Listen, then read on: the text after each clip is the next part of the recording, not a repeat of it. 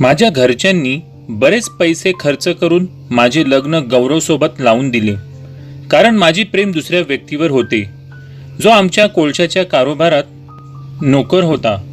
मी त्याच्यासोबत पळून जाऊ नये म्हणून घरच्यांनी घाईतच हा निर्णय घेतला होता. आई वडिलांच्या मानसन्मानासाठी मी गौरवला स्वीकारले. माझा प्रियकर गोपालला विसरण्याचा प्रयत्न केला. माझ्या लग्नाच्या रात्री जेव्हा मी आणि गौरव आमच्या सुहागरात्रीच्या बेडवर बसलो, तेव्हा माझ्यासोबत खूपच विचित्र काहीतरी घडत आहे असे मला वाटले. माझ्याजवळ येण्या अगोदर माझ्या नवऱ्याने रूममधील सगळ्या लाईट बंद केल्या, तरीही माझा झालेला नवरा मला डोळे बंद करायला लावत होता. त्याचं ऐकून मी डोळे बंद केले. त्याचा होणारा स्पर्श मला खूपच वेगळा वाटत होता. एखादं खेळणं घेऊन माझ्यासोबत खेळत जात आहे असाच काहीचा भास होता. आता रोज रात्री माझा नवरा कपाटाजवळ जायचा, काहीतरी घेऊन लाईट बंद करायचा आणि मला डोळे झाकायला सांगायचा आणि नंतर आमच्या शारीरिक संबंध प्रस्थापित व्हायचे. पण आता मला माझ्या नवऱ्यावर संशय येत होता, कारण मी त्याला बिना कपड्यांचं कधीच बघितले नव्हते. शारीरिक संबंध ही डोळे झाकूनच होत होते, म्हणून मी या गोष्टीचा शोध घेण्याचं ठरवलं आणि बेडजवळील लाईट स्विच माझ्याजवळ ठेवलं, जेणेकरून माझा नवरा माझ्याजवळ आल्यावर मी लाईट सुरू करेल आणि चुकून झालं असे सांगेन, पण मला माझा नवरा बघायला तर मिळेल. खूप मोठी रिस्क घेऊन मी हा प्लॅन केला. आता माझा नवरा कपाटाजवळ गेला, काहीतरी घेऊन आला, लाईट बंद केले आणि मला डोळे बंद करण्यास सांगितले.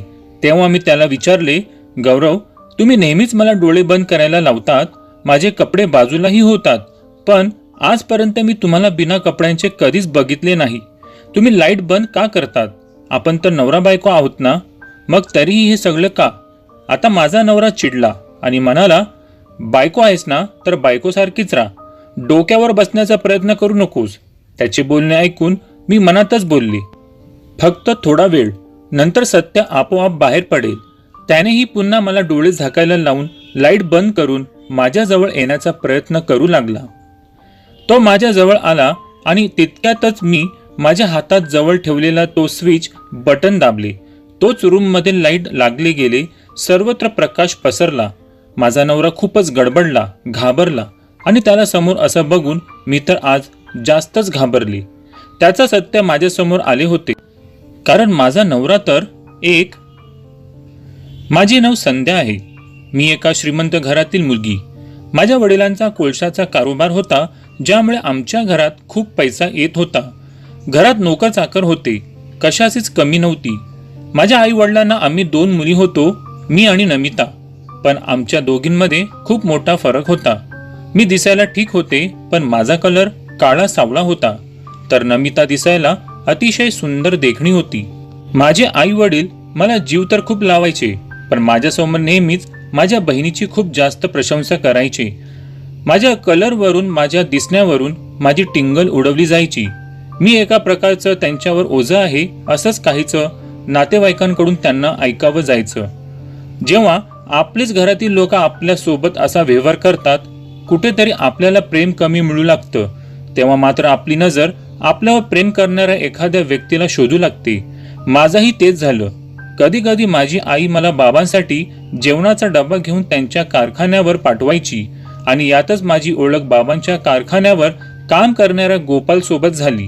गोपाल साधा सरळ मुलगा. माझ्या चेहऱ्यावर नाराजगी, निराशा बघून तो नेहमीच मला आनंदी करण्याचा प्रयत्न करत असे. मी दिसायला सावळी होते, पण नाका डोळ्यात ठीकठाक होते. एका श्रीमंत मालकाची मुलगी मी शोभत नव्हते असे नातेवाईकांचे म्हणणे होते, पण गोपाल याने माझी सुंदरता म्हणून माझे मन बघितले. काही गोष्टी मला खूप सोप्या आणि सरळ शब्दात समजावून सांगितल्या. आपल्या आई वडील आपल्यावर किती मोठ्या प्रमाणात प्रेम करतात तेही सांगितले. नातेवाईक असेच असतात, ते नेहमी आपल्यामध्ये दोष काढतच असतात. तुझ्यासारखी सुंदर मुलगी मी आजपर्यंत कुठेच बघितली नाही असाच गोपाल मला म्हणायचा.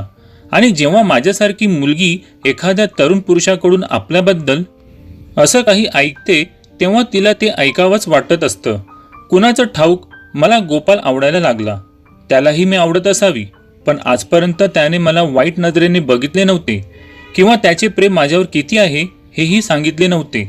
पण जेव्हा माझे घरचे माझ्या लग्नासाठी मुलगा शोधू लागले, तेव्हा मात्र मला न राहावून मी माझ्या वडिलांच्या त्या कारखान्यावर गेले. गोपालला इकडे तिकडे शोधू लागले. गोपाल माझ्या बाबांच्या कारखान्यावरील मजूर, जो कबाड कष्ट करत असे, आणि मी ठरले एका मालकाची मुलगी. पण तरी देखील मी त्याच्या प्रेमात पडले होते. म्हणून मी त्याला शोधले आणि त्याच्याकडे माझ्या प्रेमाची कबुली दिली. मी तुझ्यावर फार प्रेम करते, मला तुझ्यासोबतच लग्न करायचं आहे हे मी त्याला सांगितलं. तेव्हा गोपालने मला समजावून सांगितले, संध्या, हे शक्य नाही. खरं तर आपलं नाते हे जमू शकणार नाही. तू एक श्रीमंत मुलगी, तर मी तुझा नोकर. आपल्या लग्नाला कोणीही संमती देणार नाही.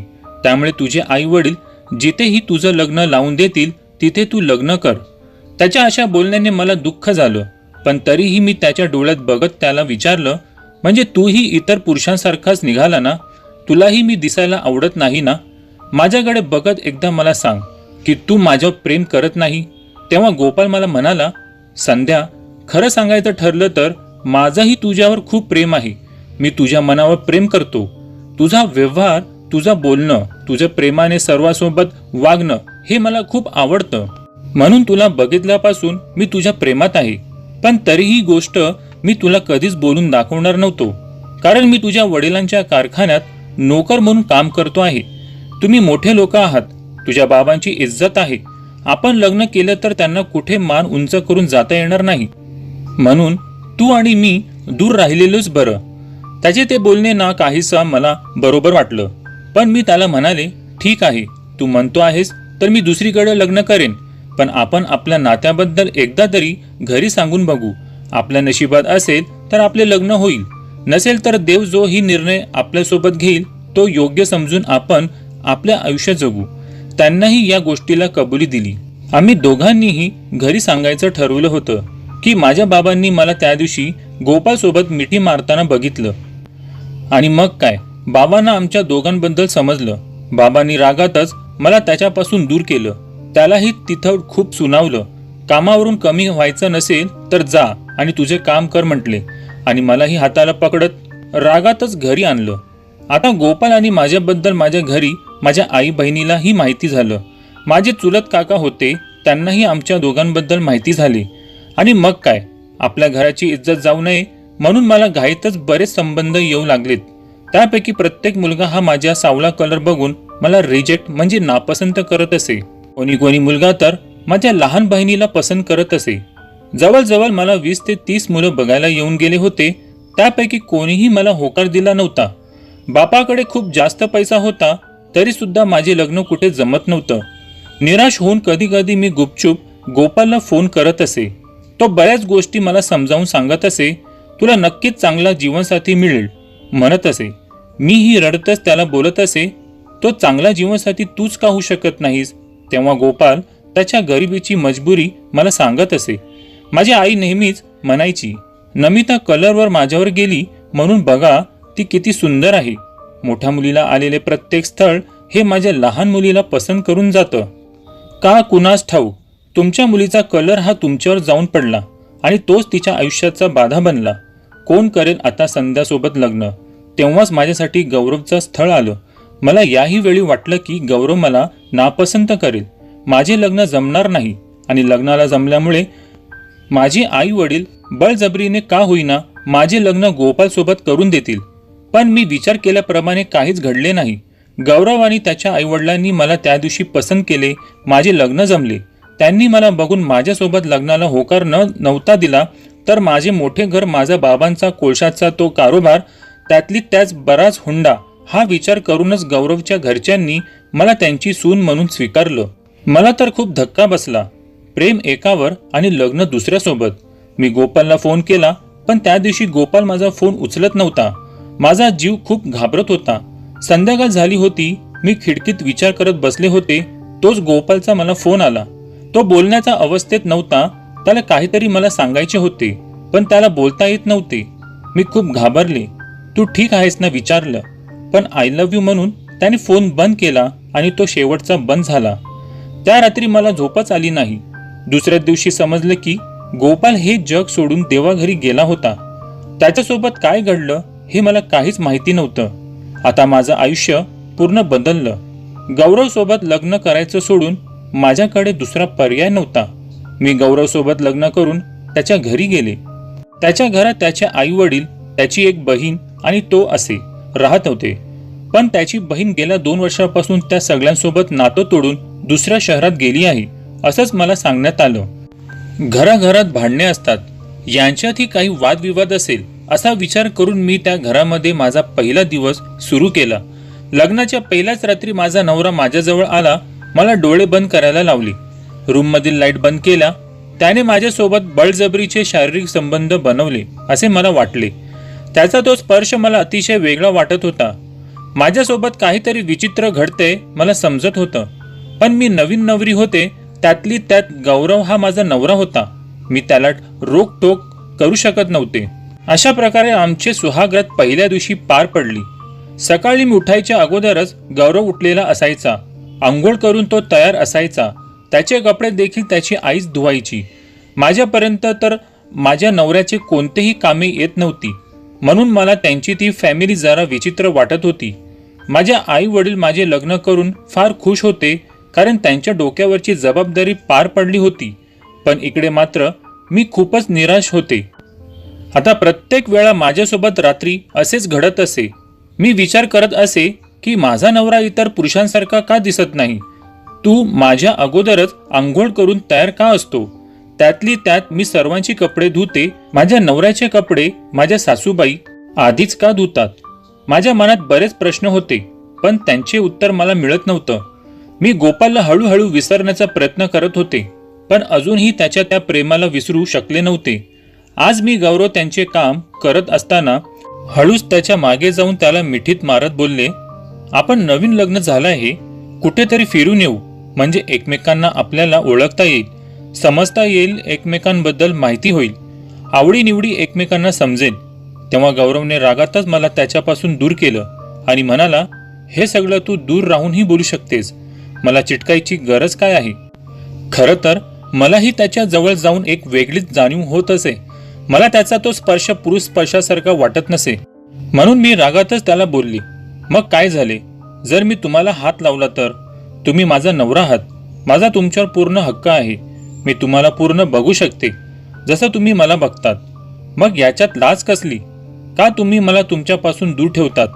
आपले लग्न झाले ना, मग तरीही तुम्ही लाईट बंद करून शारीरिक संबंध का बनवतात? मला डोळे बंद करण्यास का सांगतात? आणि रोजच तुम्ही त्या कपाटाकडे का जातात? तुम्ही माझ्यापासून काही लपवत आहात का? आता मात्र गौरव खूप चिडला आणि मला म्हणाला, बायको आहेस तू माझी आणि मी तुझा नवरा, मी काही करू शकतो. मला ज्या गोष्टीत मजा वाटते मी तेच करतो. मी तुझ्यासोबत कसाही प्रकारे शारीरिक संबंध बनवू शकतो, तो माझा हक्क आहे. त्यामुळे परत असले प्रश्न विचारून माझा मूड खराब करू नकोस. आणि आता विषय काढलाच आहेस तर चल, आताही आपल्याला याच गोष्टी करायच्या आहेत. त्याने मात्र माझ्या प्रश्नाची उत्तर देणे टाळले होते, पण माझ्या डोक्यात संशयाचा वादळ फिरत होता. का कुणास ठाऊक मला माझ्या लग्नात गडबड वाटत होती. माझ्या आईवडिलांनी घाईघाईतच हुंडा देऊन माझे लग्न करून दिले होते, कारण त्यांनाही माझ्यासाठी लवकर स्थळ सापडत नव्हतं. पण गौरवच्या घरच्यांनी जेव्हा मला स्वीकारलं तेव्हा आईवडिलांनी आनंदातच माझे लग्न गौरवसोबत लावून दिले, कुठलीही विचारपूस न करता. आणि म्हणून आज माझ्या मनात संशय होता की गौरव माझ्यासोबत काहीतरी चुकीचं करत आहे, त्याचे घरचे माझ्यापासून काहीतरी लपवत आहे.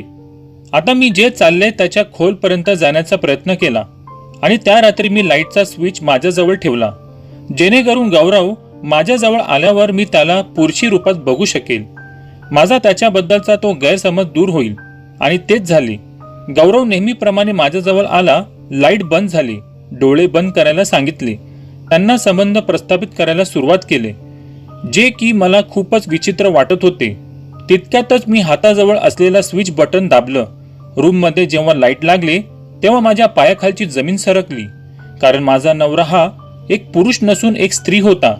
त्याने त्याच्या कमरेला लैंगिक खेळणी म्हणजेच लैंगिक आनंद वाढवण्यासाठी वापरलेली वस्तू बांधलेली होती आणि तो त्यांनाच माझ्यासोबत आजपर्यंत संबंध प्रस्थापित करत आला होता. मी खूप घाबरले. म्हणूनच त्याचा शरीर हे एका पुरुषाप्रमाणे बळकट दिसत नव्हता. म्हणूनच तो माझ्या आधी आंघोळ करून बसायचा. म्हणूनच त्याचे कपडे त्याची आई धुवायची. तो एक स्त्री होता तर त्यांना माझ्यासोबत लग्न का केलं? मला बरेच प्रश्न पडले. तो घाईतच माझ्यापासून दूर व्हायला लागला. तोच मी त्याच्या डोक्यावरील ते पुरुषी केस बाजूला काढले.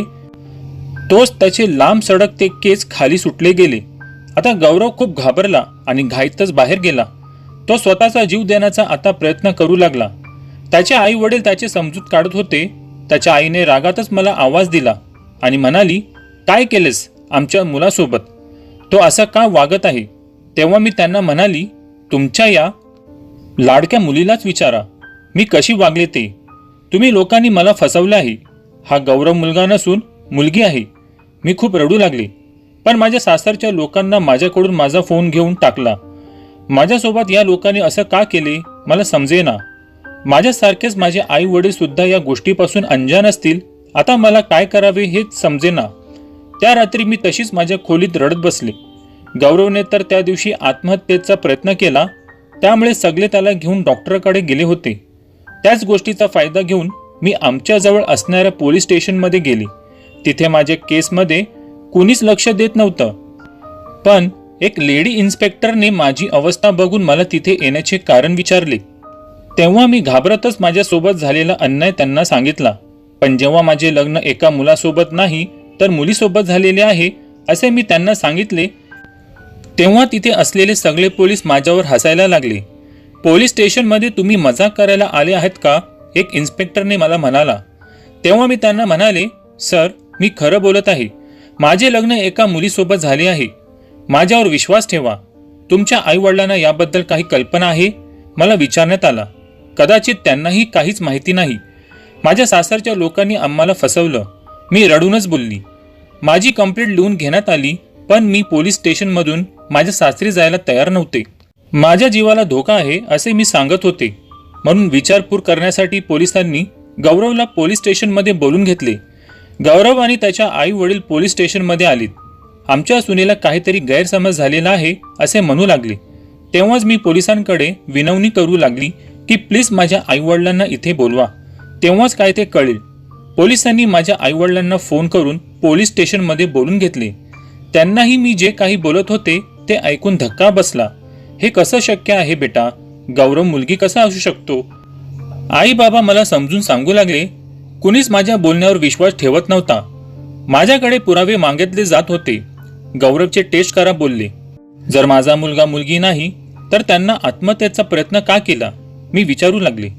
मात्र माझ्या सासरची लोक जरा गोंधळले गेले. माझ्या आईवडिलांना बोलू लागले, तुमची मुलगी दिसायला अशी होती तरी आम्ही तिला सून म्हणून स्वीकारला आणि ती बघा आमच्या इज्जतीचा धुंडवडा पिटवत आहे. माझ्या आई बाबा माझ्या सासरच्या लोकांची माफी मागत होते. माझा काहीतरी गैरसमज झालेला आहे असं त्यांना बोलत होते. तेव्हाच मी पोलिसांना आमच्या रूमची तलाशी घ्या म्हणून सांगितले. आमच्या घरात जो फोटो फ्रेम आहे त्यात गौरव तर आहे, पण गौरवची एक बहीण होती, तिचे नाव गौरी, जी आमच्याच क्लासमध्ये शिकत होती. ती कुठे आहे? माझं जसं लग्न झालं तसं मी गौरीला कोणत्याही संपर्कामध्ये बघितले नाही. मला तर काहीतरी गडबड वाटत आहे. माझा नवरा मुलगा नसून मुलगी आहे. मी रडून रडून सगळ्यांना सांगत होते. पण तिथे कोणीच माझ्या या बोलण्यावर विश्वास ठेवत नव्हता. आता मात्र पोलिसांनी माझ्या बोलण्यावर थोडा विश्वास ठेवत माझ्या सासरच्या घरची तलाशी घेतली. त्यांच्याही समोर काही पुरावे मिळाले आणि हे काय आहे म्हणून पोलिसांनी गौरवला विचारलं. तेव्हा गौरवने अगदी सहजपणे सांगितले, हे मी माझ्या स्वतःच्या लैंगिक सुखासाठी खरेदी केले होते आणि ते खरेदी करणे किंवा ते स्वतःकडे असणे म्हणजे काही पाप नसते. गौरव मी मुलगाच आहे या गोष्टीवर ठाम होता. पोलिसांनी सगळ्यांना समजावून सांगून आम्हाला घरी पाठवले. पण मी सासरी न जाता माझ्या आई वडिलांसोबत माहेरी आली. घरी आल्याबरोबर आई वडील मला खूप बोलू लागले. तुझं काही डोकं फिरलं आहे का? तू असे कसले आरोप जावई बापूवर लावत आहे? आपण किती लोकांमध्ये तुझे लग्न त्याच्यासोबत लावून दिला आहे. ते कधी असा धोका देऊ शकतात का? तेव्हा मी रडतच बाबांना म्हटलं, आपल्याला फसवलं गेलंय, आपल्याला धोका दिला गेलाय. प्लीज माझ्यावर विश्वास ठेवा. मी स्वतःच्या डोळ्यांनी बघितले. आता मात्र बाबांनी मला जवळ घेतलं आणि स्वतः कसून चौकशीला लागली. सगळ्यात अगोदर बाबांनी माझ्या घराशेजारील शेजाऱ्यांना विचारले. तेव्हा तिथे धक्कादायक एक गोष्ट समोर आली. गौरवच्या घरी 2 वर्षापूर्वी त्याची बहीण राहत होती, पण ती अचानकच गायब झाली. त्यानंतर गौरव आला. 2 वर्षापासून आम्ही त्यांच्या घरी गौरीला बघितले नाही. आता कुठेतरी माझे बाबाही माझ्यासोबत होते. ही गोष्ट बाबांनी पोलिसांना सांगितली. आता पोलिसांनी ही कसून चौकशी केली आणि त्या चौकशीतच समजले मी जे म्हणत आहे ते खरं आहे. आता मात्र पोलीस गौरवला आणि त्याच्या आईवडिलांना पोलीस स्टेशनमध्ये घेऊन आले. तेव्हा त्यांनी हा गुन्हा कबूल केला. फक्त आणि फक्त गौरीचे लग्न जमत नव्हते, हुंड्यामुळे मोडत होते. म्हणूनच त्यांनी मुलीला मुलगा बनवण्याचे ठरवले. या अगोदर सुद्धा त्यांनी अशाच एका साध्या सरळ मुलीला फसवले होते. तिचेही नाव प्रिया होते. ती श्रीमंत घरातील मुलगी होती. लग्नानंतर काहीच दिवसांत तिला गौरवबद्दल कळले आणि तिने ते घर सोडून निघून गेली. पण तिने कोणालाच काही सांगितले नव्हते, कारण गौरवने तिला महिन्याला 50,000 रुपये आम्ही तुम्हाला देऊ असे सांगितले होते. म्हणून ती मुलगी शांत होती, कारण तिच्या बापाने तिच्या लग्नासाठी खूप पैसा खर्च केला होता आणि त्यामुळेच प्रिया आता गौरवकडून तो पैसा काढून घेत होती. तेव्हा तिच्याही ही गोष्ट लक्षात आली होती, पण तिनं याविरुद्ध आवाज उठवला नाही. पण संध्याने आवाज उठवून त्याचे भांडणं उघडा केला आणि प्रिया आणि तिचे घरचे लोक सुद्धा आता या कामात संध्याची मदत करत होते. गौरवने फक्त आणि फक्त पैशांसाठी आपल्या आईवडिलांचे ऐकून गौरवमध्ये रूपांतर केले होते, जेणेकरून त्याचा एखादा मुलीसोबत लग्न होईल जी की खूप श्रीमंत असेल, पण ती दिसायला कशी असली तरी चालेल. तेव्हा संध्याचा स्थळ गौरवला दाखवण्यात आला. पण संध्या आणि गोपाल या दोघांना एकत्र बघून आपला प्लॅन फेल जाऊ नये म्हणून गौरवने गोपालला कायमच्या देवाकडे पाठवून दिला, जेणेकरून गौरवचे लग्न संध्यासोबत होईल. ही गोष्ट ते बरेच दिवस लपवत आले, पण तरी देखील संध्याच्या ही गोष्ट लक्षात आली होती. आता मात्र संध्याच्या आईवडिलांच्या पायाखालची जमीन सरकली. आपण किती मोठी चूक केली, आपल्या मुलीला किती मोठ्या दुःखात लोटला. गौरवच्या आई वडील संध्याच्या घरच्यांची क्षमा मागत होते, पण इतकी मोठी चूक संध्या आणि संध्याचे घरचे लोक माफ करू शकत नव्हते. म्हणूनच संध्या आणि तिच्या घरच्यांनी गौरवच्या घरच्यांवर धोकाधडीची केस लावली. मुलगी असून एका मुलीसोबत लग्न केले, तसेच गोपालचा खून केला म्हणून हा गुन्हाही गौरववर दाखल झाला. संध्याच्या आईवडिलांनी संध्याची खूप साथ दिली होती. आज गौरवचा कुटुंब हे गजाआड आहे आणि संध्या आपली माहेरी तिने अजून पुढे शिक्षण घेऊन स्वतःसाठी जगायचं ठरवलं. खूप शिकली, चांगल्या नोकरीलाही लागली आणि बाबांना म्हणाली, मी आता स्वतःच्या पायावर उभी आहे, म्हणून माझा सांभाळ करायला मला दुसऱ्या पुरुषाची गरज नाही. मला आता लग्न करायचे नाही, त्यामुळे तुम्ही नमिताच्या लग्नाची तयारी करू शकता. हो, पण माझ्या वेळी जशी घाई केली तशी करू नका. पूर्ण चौकशी करूनच तिचे लग्न ठरवा. जो ही मुलगा बघायला येईल त्याची मेडिकल टेस्ट नक्की करून घ्या, नाहीतर गौरीसारखा गौरव बनून जीवन उद्ध्वस्त करून टाकेल माझ्यासारखे. आज माझी बोलणं ऐकून माझ्या आई बाबा निराश झाले होते. त्यांची चूक पण त्यांना लक्षात आली होती. आपण अति घाई केली म्हणून आपल्या मुलीच्या आयुष्यात असली उदासी आली हे त्यांना समजलं. म्हणून त्यांनीही आपल्या मुलीची माफी मागितली. आम्ही ती चुकी अगोदर केली होती, आता करणार नाही म्हणत तिला मिठी मारली. पण आता संध्याच्या लग्नावरून विश्वास उडाला होता. तिला आपलं आयुष्य स्वतःसोबतच जगायचं होतं, कारण तिच्यासोबत गोपाल एखाद्या सावलीप्रमाणे होता. गोष्टीचे तात्पर्य, लग्न जमवण्यात अत्यंत घाई करू नका. समोरील स्थळ जर जास्त घाई करत असेल तर त्या स्थळाची चौकशी अतिशय खोलवर प्रमाणात करा. एखाद्या मुलांमध्ये जर तुम्हाला काही भिन्नपणा आढळला तर लगेच त्या मुलाची मेडिकल टेस्ट करा. पण आपल्या मुलीचं लग्न असं कोणाही सोबत करून देऊ नका. हुंडा देऊन तुमची जबाबदारी संपते असं नसतं. भलेही मुलीला गरीब घरात बघून दिले तरी चालेल, फक्त मुलगा हा मनाने मोठा असला पाहिजे. कितीही धोका दिला, कितीही कुणापासून लपून ठेवलं तरी एक ना एक दिवस सत्य हे बाहेर पडतंच. म्हणून सत्य स्वीकारा, कुणाचा जीवन बर्बाद करू नका.